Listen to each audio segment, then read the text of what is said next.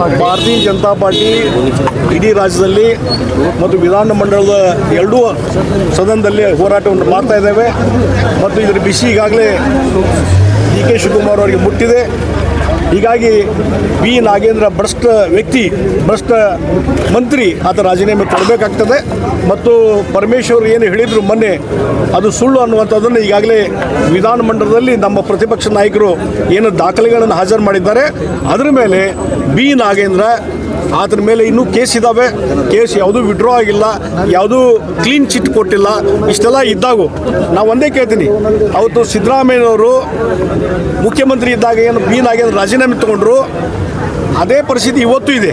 ಹಾಗಾಗಿ ಯಾವುದೇ ಕೇಸು ಇನ್ನೂ ಕ್ಲೀನ್ ಚಿಟ್ ಇಲ್ಲದೇ ಇದ್ದಂಥ ಸಂದರ್ಭದಲ್ಲಿ ಮತ್ತೆ ನಾಗೇಂದ್ರನ ಯಾಕೆ ಮಂತ್ರಿ ಮಾಡಿದರು, ಈ ಭ್ರಷ್ಟತೆಯನ್ನು ಮುಚ್ಚಾಕುವಂಥ ಕೆಲಸ ಇವತ್ತು ಡಿ ಕೆ ಶಿವಕುಮಾರ್ ಮಾಡ್ತಾ ಇದ್ದಾರೆ. ಅದಕ್ಕಾಗಿ ಇಡೀ ರಾಜ್ಯದಲ್ಲಿ ಭಾರತೀಯ ಜನತಾ ಪಾರ್ಟಿ ಹೋರಾಟ ಮಾಡ್ತಾ ಇದ್ದೇವೆ. ಇದು ಎಲ್ಲ ಜಿಲ್ಲೆಗಳಲ್ಲಿ ನಡೀತಾ ಇದೆ. ಈಗ ಭಾಳಷ್ಟು ಅಂದರೆ 3-4 ದಿನಗಳ ನಡೀತಿದೆ. ಇದು ಕಂಟಿನ್ಯೂ ಆಗುತ್ತಾ ಅಥವಾ ಏನು ಮತ್ತೆ ಸ್ಟಾಪ್ ಮಾಡ್ತೀರೋ ಅಂತ ನೋಡೋಣ. ಈಗ ಹಬ್ಬ ಹರಿದಿನ ಬಂದಿದ್ದಾವೆ, ಅದ್ರ ಮೇಲೆ ಪಕ್ಷವು ಏನು ತೀರ್ಮಾನ ತೆಗೆದುಕೊಳ್ತಾರೆ ಅದ್ರ ಮೇಲೆ ಮತ್ತು ಹೋರಾಟ ಇದು ನಿರಂತರ ನಡೆಯುವಂಥದ್ದು. ಈಗ ಹಬ್ಬ ಹರಿದಿನ ಇರುವುದರಿಂದ ಬಹುಶಃ ಅದರಲ್ಲಿ ಪಾರ್ಟಿಸಿಪೇಟ್ ಮಾಡಬೇಕು. ಆ ಹಿನ್ನೆಲೆಯಲ್ಲಿ ಪಾರ್ಟಿಯವರು ಏನು ಡಿಸಿಷನ್ ತಗೋತಾರೆ ಅದ್ರ ಪ್ರಕಾರ ಮಾಡಬೇಕು. ಈ ಕಾಂಗ್ರೆಸ್ ಅವರು ಬರೀ 2 ಚರಣ ಹಾಡ್ತೀನಿ ಅಂತ ಹೇಳ್ತಾರೆ, ಒಂದೇ ಮಾತ್ರ. ಇದು ದೇಶದ್ರೋಹಿ ಕೆಲಸ ಅಂತ ಹೇಳ್ತೀನಿ ನಾನು ಒಂದೇ ಮಾತ್ರ ಹೇಳ್ತೀನಿ. ಈ ರಾಹುಲ್ ಗಾಂಧಿ ಸಮ್ಮುಖದಲ್ಲಿ ನಾನು ಅಲ್ಲಿದ್ದೆ ಪಾರ್ಲಿಮೆಂಟ್ನಲ್ಲಿ, ಅಲ್ಲಿ ಈ ಒಂದೇ ಮಾತರಂ ಗೀತೆ ಎಲ್ಲ ಚರಣಗಳಲ್ಲಿ ಹಾಡಬೇಕು ಅನ್ನುವಂಥದ್ದು ನಿರ್ಧಾರ ಆದಮೇಲೆ ಮತ್ತು ಅಲ್ಲಿನೂ ಕಾಂಗ್ರೆಸ್ ಅವರು ಇದ್ದರು ಪಾರ್ಲಿಮೆಂಟ್ನಲ್ಲಿ, ಅದು ಬಿಲ್ ಪಾಸ್ ಆಗುವಾಗ ಆವಾಗ ಸುಮ್ಮನೆ ಕೂತದ್ದವರು. ನಿಮ್ಗೆ ಹಾಗಾದರೆ ಏನಾದ್ರ ಬಗ್ಗೆ ವಿಶೇಷವಾದ ಕಾಳಜಿ ಇದ್ದರೆ ಅಲ್ಲಿ ಡಿಬೇಟಲ್ಲಿ ಪಾರ್ಟಿಸಿಪೇಟ್ ಮಾಡಬೇಕಾಗಿತ್ತಲ್ಲ, ಅಲ್ಲಿ ಹೇಳಬೇಕಾಗಿತ್ತಲ್ಲ. ಹಿಂದೆ ಯಾವ ಸಂದರ್ಭ ಗಾಂಧೀಜಿಯವರು ಏನು ಇದು ಮಾಡಿದರು ಅಷ್ಟೇ ನಾವು ಚರಣ ಹಾಡ್ತೀವಿ ಅನ್ನುವಂಥದ್ದು. ಅವತ್ತು ಈ ಕಾನೂನು ಇರಲಿಲ್ಲ, ಯಾವುದೂ ಇರಲಿಲ್ಲ, ಇದ್ರ ಬಗ್ಗೆ ಡಿಬೇಟು ಆಗಿರಲಿಲ್ಲ.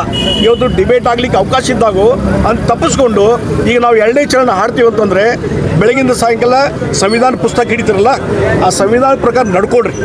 ಪಾರ್ಲಿಮೆಂಟ್ ಪಾಸ್ ಆದಂಥ ಕಾನೂನಿಗೆ ಇವತ್ತು ವ್ಯತಿರಿಕ್ತ ನಡ್ಕೊತಂದರೆ ಕಾನೂನು ರೀತಿ ನಿಮ್ಮ ಮೇಲೆ ಶಿಕ್ಷೆ ತೆಗೆದುಕೊಳ್ಳುವಂಥ ಕ್ರಮವನ್ನು ಕೈಗೊಳ್ಳಬೇಕು ಅಂತ ಒತ್ತಾಯವನ್ನು ಮಾಡ್ತಾರೆ. ಇದೇ ವಿಚಾರಕ್ಕೆ ಸಂಬಂಧಪಟ್ಟಂಗೆ ಬಿ ಕೆ ಹರಿಪ್ರಸಾದ್ ಅವರು ಬಿಜೆಪಿ ಅವರಿಗೆ ಒಂದೇ ಮಾತ್ರ ಗೀತೆ ಮೇಲೆ ಅಷ್ಟು ಬರ್ತಿದ್ರೆ RSS ರಾಷ್ಟ್ರಗೀತೆ ಹಾಡಲಿ ಅಂತ ಹೇಳ್ತಾರೆ. ನೋಡ್ರಿ, RSS ಬಗ್ಗೆ ನೀವು ಪದೇ ಪದೇ ಹೇಳುವಂಥ ಅವಶ್ಯಕತೆ ಇಲ್ಲ. ಇವಾಗ RSS ಶಾಖೆಗಳು ನಾವು ಹೋಗಿದ್ದೇನೆ, ಸಾಕಷ್ಟು ಕಾರ್ಯಕ್ರಮ ಭಾಗವಹಿಸಿದ್ದೇನೆ. ಮತ್ತು ಪ್ರತಿ ಆಗಸ್ಟ್ 15 ಜನವರಿ 26 ಸಂಘದ ಶಾಖೆಗಳಲ್ಲಿ ಮತ್ತು ಸಂಘದ ಕಚೇರಿಗಳಲ್ಲಿ ಇವತ್ತು ರಾಷ್ಟ್ರಧ್ವಜ ಮತ್ತು ರಾಷ್ಟ್ರಗೀತೆ ಹಾಡುವಂಥದ್ದು ಇವತ್ತು ನಡೀತಾ ಇದೆ. ಸುಮ್ಮನೆ ಸುಳ್ಳು ಅಪಪ್ರಚಾರ ಮಾಡುವ ಮುಖಾಂತರ ಇವತ್ತು ಜನರ ಮನಸ್ಸನ್ನೇ ಬೇರೆ ಕಡೆ ಸೆಳೆಯುವಂಥ ಕೆಲಸ ನೀವು ಮಾಡಕ್ಕೆ ಹೋಗಬೇಡ್ರಿ. ಇವತ್ತು ಹುಬ್ಬಳ್ಳಿ ಧಾರವಾಡ ಮಹಾನಗರ ಭಾರತೀಯ ಜನತಾ ಪಾರ್ಟಿ ಹಾಗೂ ಗ್ರಾಮಾಂತರ ವತಿಯಿಂದ ಧಾರವಾಡದಲ್ಲಿರುವ ಜಿಲ್ಲಾಧಿಕಾರಿ ಕಚೇರಿ ಎದುರುಗಡೆ ಭಾರತೀಯ ಜನತಾ ಪಾರ್ಟಿ ಮಹಾನಗರ ಹಾಗೂ ಗ್ರಾಮಾಂತರ ಜಿಲ್ಲಾ ವತಿಯಿಂದ ಬೃಹತ್ ಪ್ರತಿಭಟನೆಯನ್ನು ಹಮ್ಮಿಕೊಂಡಿದ್ದಾವೆ.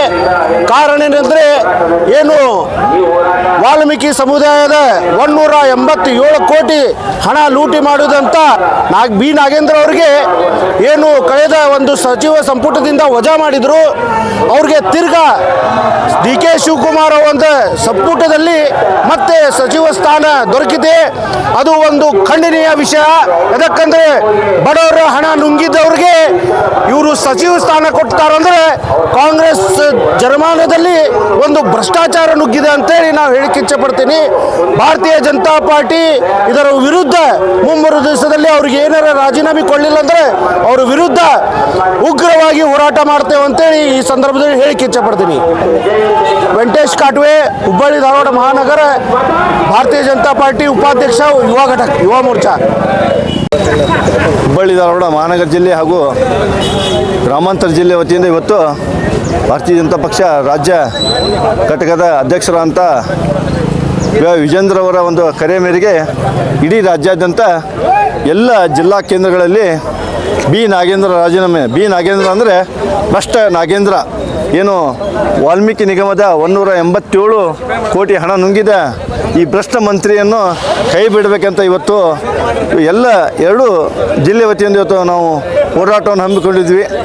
ಈ ಹೋರಾಟ ಈಗ ಇಲ್ಲಿಗೆ ಮುಗಿಯಲಿಲ್ಲ. ಎಲ್ಲಿವರೆಗೂ ಬಿ ನಾಗೇಂದ್ರ ರಾಜೀನಾಮೆ ಕೊಡಲ್ಲ ಮತ್ತು ಈಗಿನ ಮುಖ್ಯಮಂತ್ರಿಗಳಂಥ ಡಿ ಕೆ ಶಿವಕುಮಾರ್ ಅವರನ್ನು ಸಚಿವ ಸಂಪುಟದಿಂದ ವಜಾ ಮಾಡದೇ ಇದ್ದಲ್ಲಿ ಮುಂದೆನೂ ಸಹ ಇನ್ನು ಉಗ್ರವಾದ ಹೋರಾಟವನ್ನು ನಾವು ಮಹಾನಗರ ಜಿಲ್ಲೆ ಮತ್ತು ಗ್ರಾಮಾಂತರ ಜಿಲ್ಲೆ ವತಿಯಿಂದ ಹೋರಾಟ ಮತ್ತೆ ಹಮ್ಮಿಕೊಳ್ಳುವಂತ ಈ ಮೂಲಕ ತಮ್ಮ ಮೂಲಕ ತಿಳಿಸಲಿಕ್ಕೆ ಬಯಸ್ತೇನೆ. ಗ್ರಾಹಕರೇ, ಸೆಕೆಂಡ್ ಹ್ಯಾಂಡ್ ವಾಹನ ಬೇಕಾ?